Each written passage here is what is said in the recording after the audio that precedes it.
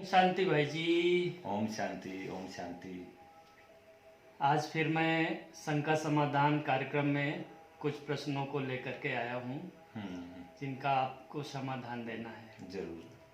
पहला प्रश्न है कि ब्रह्मा कुमारी संस्था में जो नियम बने हुए हैं उनका 100% पालन करना जरूरी है। अब देखिए, जहाँ पे भी कोई नियम बनते हैं तो नियम तो इसी हिसाब से बनाए जाते हैं कि 100% ही पालन किया जाए। जी। और ऐसा सोच करके बहुत सारे लोग संस्था से थोड़ा दूर भी हट जाते हैं कि हम तो इतने नियम पालन नहीं कर पाते हैं। जी। लेकिन वास्तव में जितना कर सके उतना करना होता है। जी। कोई भी जो नियम होते हैं जितना कर सके उतना करना होता है। जी। इसका मैं आपको एक दो उदाहरण देता हूँ, मिसाल देता हूँ कि जैसे समझो किसी किसी के पास अपने बच्चे को पढ़ाने के लिए इतने पैसे नहीं हैं जी। कि उसको पीएचडी करा सके या कोई डिग्री दिला सके। जी। जी। तो एक व्यक्ति तो ये सोचे कि मेरे पास इतने पैसे तो है नहीं कि मैं अपने बच्चे को डिग्री दिला सकूं, जी। तो वो स्कूल में दाखिला ही नहीं कराए, उसको अनपढ़ ही रख दे। जी। और एक दूसरा व्यक्ति है, वो भी सोचे कि मेरे पास स्कूल में बच्चे को डिग्री दिलाने जितने पैसे नहीं है, मैं इतनी इसकी पढ़ाई नहीं करा सकता। जी। जी। लेकिन वो सोचता है कि मैं चलो इसको 10th पास करा दूँ या 12th करा दूँ या इसको मैं 8वीं पास करा दूँ। जी। तो कौन सा ज़्यादा अच्छा रहा? दूसरा वाला ज़्यादा अच्छा रहा ना। उसने कम से कम 10वीं तो पढ़ाई, 12वीं तो पढ़ाई, जी। या 8वीं पढ़ाई, तो उसको पढ़ने लिखने लायक तो बनाया। जी। है ना। तो कहने का भाव है कि जरूरी नहीं है कि 100% नियम पालन ही करें। जी। और 100% हर किसी से पालन होते भी नहीं है। जी। इसलिए जितना हम कर सके उतना करना होता है। मान लीजिए कभी किसी नियम का उल्लंघन हो गया तो? हाँ, कई लोग ऐसे सोचते हैं कि चले गए, किसी नियम का उल्लंघन हो गया तो पाप लग जाएगा, है ना। हाँ जी। तो वास्तव में से पाप लगने की बात नहीं है, ये तो जीवन में एक उन्नति का आधार है। जी। ठीक है, कुछ नियम कई बार टूट जाते हैं, दोबारा पुरुषार्थ करो, ये तो पढ़ाई के लायक है। जी। समझो कोई बच्चा कभी फेल हो गया तो फिर मेहनत करके फिर पढ़ के फिर पास होता है। जी। जी। है ना। फेल हो गया तो इसका मतलब ये तो फिर नहीं से जीवन पुरुषार्थ करता फिर है। से पुरुषार्थ करता है, जीवन खत्म तो नहीं है इसका नहीं। मतलब। और ऐसे ही दूसरा उदाहरण, जैसे मान लो क्लास में एक टीचर तो बच्चे को 100 नंबर लाने का लक्ष्य देता है, 100 में से 100 लाने का। अभी कोई बच्चा सोचे कि मैं तो 100 में से 100 ला ही नहीं सकता या फर्स्ट डिवीजन आ ही नहीं सकता, तो वो अगर एग्जाम ही नहीं दे तो जी, वो तो फिर फेल ही हो जाएगा, अगली क्लास में जा ही नहीं पाएगा। है ना। और दूसरा बच्चा है जो 100 में से 100 तो नहीं ला सकता, उसको ये तो रहता है कि मैं इतनी मेरी बुद्धि में नहीं बैठता, मैं 100 में से 100 नहीं ला पाऊंगा। लेकिन अगर वो एग्ज़ाम देता है तो वो अगर सेकंड भी आता है तो भी अच्छा तो है ना, अगली क्लास में तो जाएगा ना। चलो सेकंड नहीं है, थर्ड भी आ रहा है तो भी अगली क्लास में तो जाएगा। तो ऐसे ही संस्था के जो नियम बने हुए हैं वो 100% अगर पालन नहीं होते हैं तो इसमें कोई डरने की बात नहीं है। जी, है ना। जितना हम पालन कर सके उतना अच्छा होता है। जी, और वैसे भी देखो, बाहरी नियम तो फिर भी व्यक्ति 100% पालन कर लेते हैं। जो आंतरिक नियम है, सूक्ष्म नियम है, जैसे किसी के बारे में बुरा नहीं सोचना या गुस्सा नहीं करना, तो हम बाहरी रूप से तो गुस्सा नहीं करते, जी, लेकिन अंदर में तो फिर भी एक बार रोग तो आ जाता है ना। जी, जी, है ना? तो ये सूक्ष्म नियम या जो भी स्थूल नियम है, अगर हम 100% पालन नहीं करें तो हमें दिल शिकस्त या निराश नहीं होना है, पुरुषार्थ के रास्ते पे चलना है और इससे डरना भी नहीं है। बहुत से लोग इसलिए भी दूर हो जाते हैं कि हम तो संस्था के 100% नियम पालन तो कर नहीं पाएंगे, इसलिए हम आते नहीं हैं। जी। तो ऐसी बात है। अगला एक प्रश्न है हम्म, कि ब्रह्मा कुमारी संस्था में जो टीचर बहनें होती हैं, हम्म, ये सेंटरों पर रहती हैं, हम्म। ये कहाँ से आती हैं?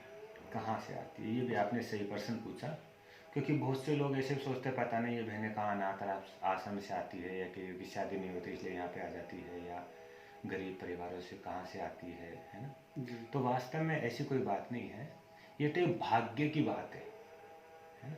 जी, जिनके भाग्य होता है, जिनका संस्कार होता है, जी, सेवा का भाग्य को हो या जी, सन्यासी बनने का भाग्य को, ये वो बहनें यहाँ पाती है। जी, वास्तव में ये वो बहनें होती है जो संस्था पे ज्ञान योग सीखने आती है, जी, और ज्ञान योग सीखते सीखते इनको अच्छा लगता है और इनको लगता है कि हमें भी अपना जीवन सेवा में सफल करना होता है। जी, तो वो फिर धीरे धीरे सेंटर पे रहने लग जाती है, जी, और रहते रहते इनको अच्छा लगता है तो फिर ये टीचर बहने बन जाती है। जी, और ये खाली ब्रह्मा कुमारी संस्था की बात ही नहीं है, जी, समाज में और भी बहुत सारी संस्थाएं, वहाँ पे भी जो लोग जुड़ते हैं उनको वहाँ का भी कार्य अच्छा लगता है तो वहाँ पे वो रहते हैं। जी, बाकी ऐसे भी नहीं कि गरीब घर से आती है या अभाव के कारण यहाँ पे आ जाती है, जी, जी, है ना, या अनपढ़ होने के कारण यहाँ पे आ जाती है जी, ना।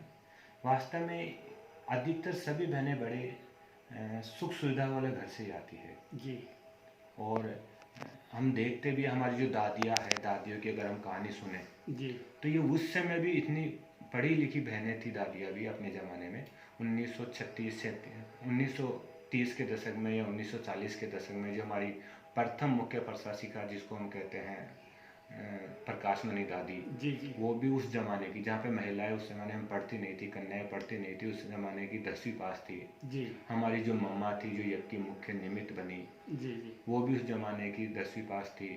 और आज भी अगर हम बहनों को देखें तो सभी बहनें अच्छी पढ़ी लिखी होती है, अपनी जी पढ़ाई कंप्लीट करके ही लगभग सभी बहनें आती है। जी तो सभी बहनें हमारे जैसे ही अपने समाज से निकली होती है जी और अपना पढ़ाई का कार्य सब कुछ करके अपनी स्व इच्छा से आती है। ये कोई ऐसे कोई, कई लोग सोचते हैं पता नहीं बाहर से आ रही है, कहाँ से आ रही है, तो अपने समाज में से निकली हुई बहनें। जैसे हमारी भी 2 बहनें, वो भी सेंटर पे रहती है।